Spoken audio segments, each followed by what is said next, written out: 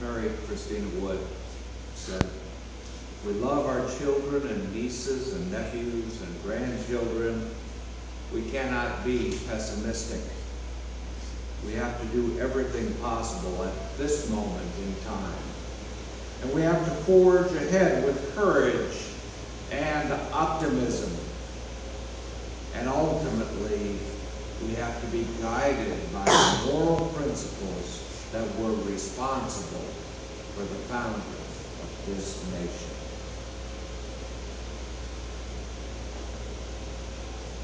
Friday was the first day of spring. Today is World Water Day. And the Unitarian and Universalist Association of Congregation sees the month from World Water Day until Earth Day, from March 22 to April 22, as Climate Justice Month. Climate Justice Month. This month has a theme: commit to respond. In other words, there is an ask in it. As UUA President Peter Morales and our Service Committee's Bill Schultz recently wrote, "Climate change is the greatest danger facing humanity today. And while climate change affects all of us, its consequences will be felt most profoundly by the most impoverished and marginalized of the world's communities. We cannot remain silent in the face of such a threat. We are compelled to respond." And so, today's Commit to Respond message has three parts: world water worries, water resiliency, and what will we do? Is that enough W's for you? One of the world water worries is found in California. I recently asked Alex, my son, in Oakland, if winter storms had helped. And he said, no, we're in a 4-year drought. A few winter rains did not help. I found one article this week that reviewed weather history before saying the California drought may last 200 years. I also found a report from the National Integrated Drought Information System, and it sounds a more ominous warning.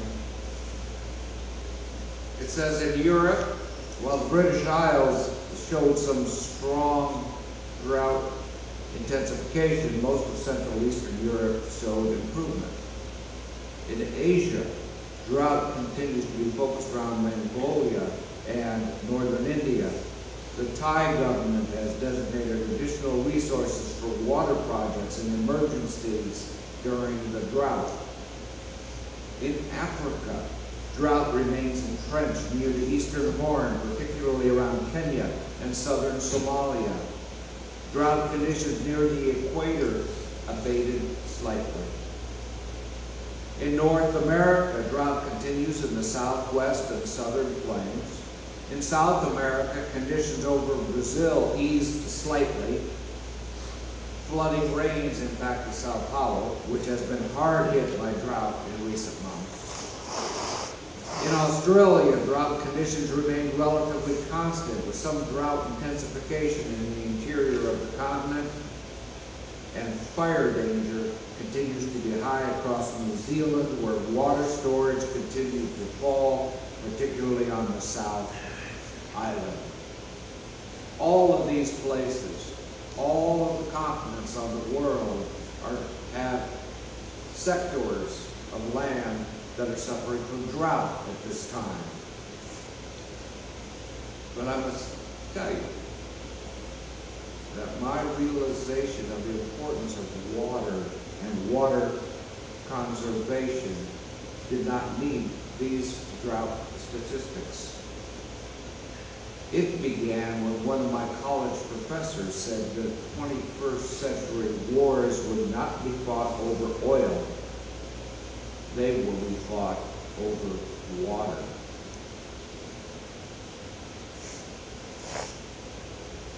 Water resiliency provides a way we can improve our relationship with water.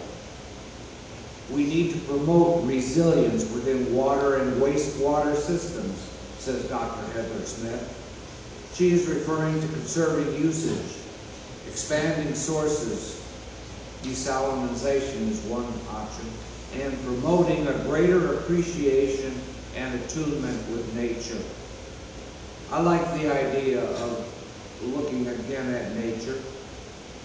There is a way that nature operates. Eco-scientists like Brian Swim and Thomas Berry say we reside on a living earth. They go on to say our planet has a breath that surrounds it. It has water that revolves from surface to air and back again with vast quantities underground. Its seas and lands are home to many creatures, including us. So our earth not only promotes life, our earth is as much alive as we are, but it is a resident of the cosmos, and we are residents of the earth. Human life arrives to us because of a miracle beyond any imaginable miracle. Our living earth has within it a marvelous array of blessings. And these provide us with the ability to breathe, eat, and drink right here. That's not possible on the moon, not possible on Mars or any of the other planets in our solar system.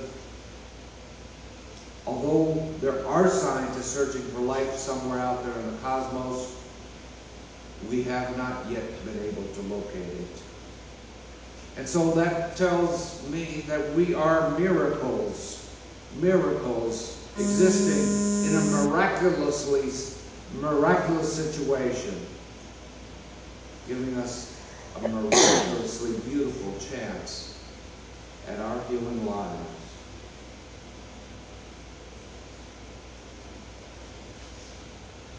Our Earth is a biosphere, say Swim and Berry, and this biosphere is floating through space. Dr. Glenn Berry says the Earth system could die if critical thresholds are crossed. Humanity's well-being depends upon complex ecosystems on a biosphere that support life on our planet. Yet we are consuming the biophysical foundation of civilization, says Berry.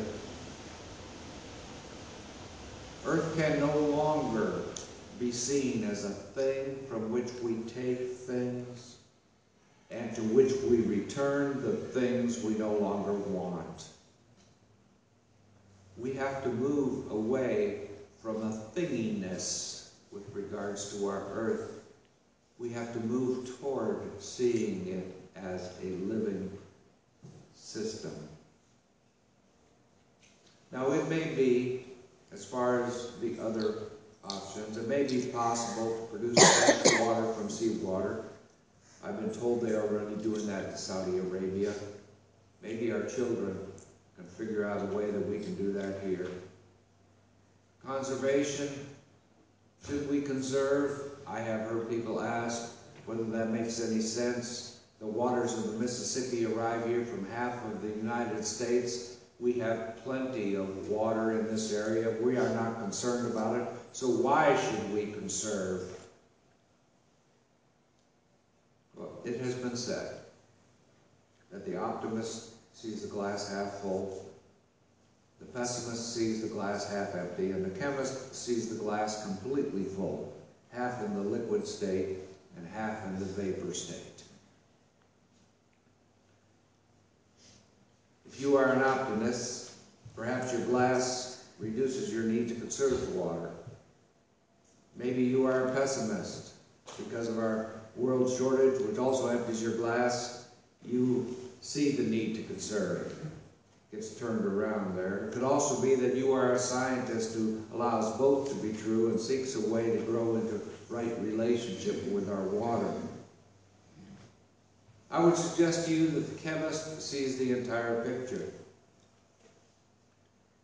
I would also say that there may be a reason to think we have plenty of water available, a very good reason, but that there are other things to consider. Let's look for a minute at water. If the holder of this universe has strings that keep it together, water is one of the most precious strings. Water enables human life. 50 to 65% of our bodies are water. And our earth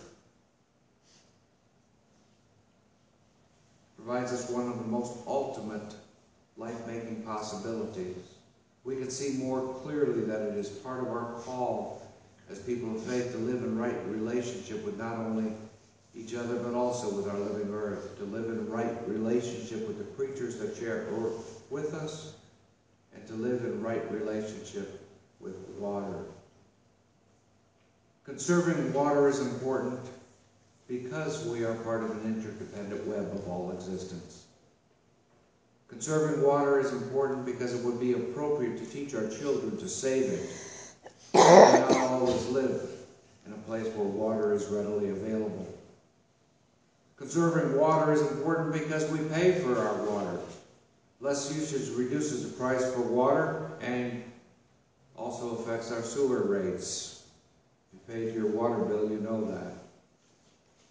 But in my view, and this may be mine and mine alone, water is precious. Water is holy.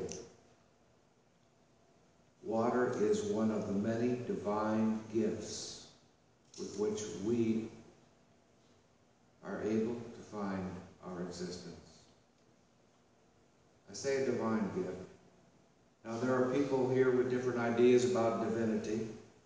Ralph Waldo Emerson said every person is a divinity in disguise, a god playing the fool. Emerson drew this idea from his conception of God and all, a Unitarianism of divine participation in, through, and within this grand scheme of life. Yes, within, also within water. You all may have other views, but I think I agree with Emerson, because I do see an original breath of life from which all of those marvelous manifestations of life represent the holiness that came with that first breath.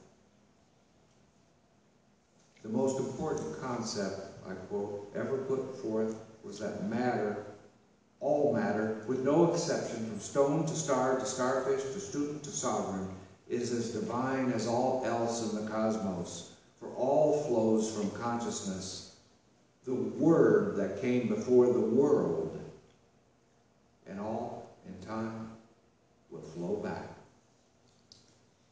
E. Longfellow. Earth-centered religions highlight earth, fire, air, and water, as do mystics, astrologers, spiritualists, etc. Each of these elements resides behind and provides for our life, but beyond these elements there is, I believe, a mysterious entity holding all of the strings that make life possible. You have in your order of service a list of 20 ways to save water. I ask that you please take it out for a moment, take it home and take a look at it as well. But 20 ways to save water. It's on a green sheet.